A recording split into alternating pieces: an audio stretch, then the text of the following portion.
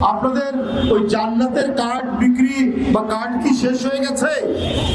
এখন এই নারীকে আপনারা ধরলেন, নারীদের প্রতি অশোভন উক্তি যৌন বিকৃতির লক্ষ্য। শফিক সাহেব বলছেন যে ফেসবুকের তার আইডি এটা হ্যাক হয়েছে, তো এই অল্প সময়ের জন্য এটা হ্যাক হয়ে গেল।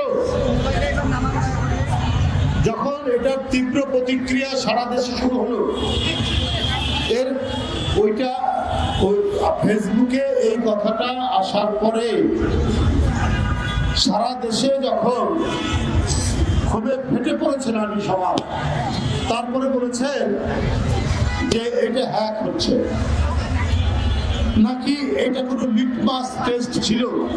এই কথাটা বলে লিটমাস পেপারটা লাল হয় না নীল হয় এটা পরীক্ষা করলেন, এই নিয়ে জনমনে প্রশ্ন দেখা দিয়েছে।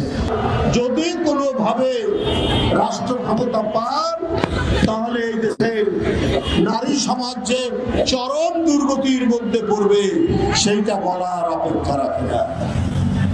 কোন জায়গায় এই ধর্মীয় রাজনীতির আমরা যে জঘন্য রূপ, স্বীকৃত রূপ দেখেছি। অনার কিলিং বলে একটা শব্দ, নিজের বোন একটু সাজগোজ করেছে, তরোয়াল দিয়ে তার গলা কেটে দিয়েছে। এই ঘটনা ঘটেছে এই উগ্রবাদীদের দ্বারা। এই ধর্মীয় রাজনীতি যারা করেন, তাদের রাজনীতির কারণে এই উগ্রতা জন্ম নিয়েছে। আজকে বিভিন্ন জায়গায় আমরা এই ব্যাপারগুলো বেশি বলি না, কিন্তু আমাদের এখানে প্রমাণ আছে। নানা ধরনের ঘটনা নারীর সাথে, বিভিন্ন ধরনের বিষয় আপনাদের জামাত নেতারা করেনি। অনেক জেলায় খবরের কাগজে উঠেছে, গণমাধ্যমে উঠেছে। আপনাদের ওই জান্নাতের কার্ড বিক্রি বা কার্ড কি শেষ হয়ে গেছে? এখন এই নারীকে আপনারা ধরলেন। পৃথিবী বিখ্যাত একজন মনোবিজ্ঞানী, সবাই তার নাম জানেন আপনারা, ফ্রয়েড, সিগমন্ড ফ্রয়েড। তার একটা বিখ্যাত বিশ্লেষণ, বিখ্যাত একটা গবেষণা আছে যারা নারীদের ব্যাপারে আজে বাজে কথা বলে।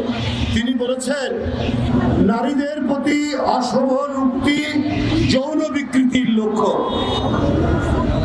এটা মনোবিজ্ঞানী সিগমন্ড ফ্রয়েডের বক্তব্য। আপনাদের লোকরা নানা জায়গায়